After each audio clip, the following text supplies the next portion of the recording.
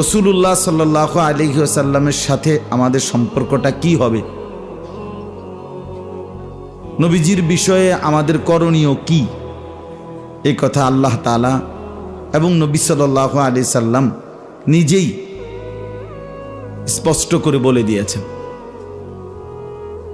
কাজেই এই বর্ণনার বিপরীতে কোরআন এবং সুন্নাহর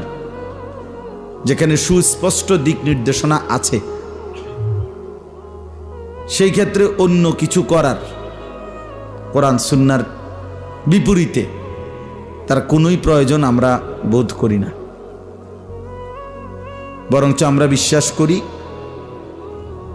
কোরআন এবং সুন্নাহর মধ্যে রাসূলুল্লাহ সাল্লাল্লাহু আলাইহি ওয়াসাল্লামকে কেন্দ্র করে যত প্রশংসা, যত সিফাত, আমাদের যত করণীয়, এগুলো আল্লাহ তাআলাই বলে দিয়েছেন এবং নবীজি সাল্লাল্লাহু আলাইহি ওয়াসাল্লাম তিনি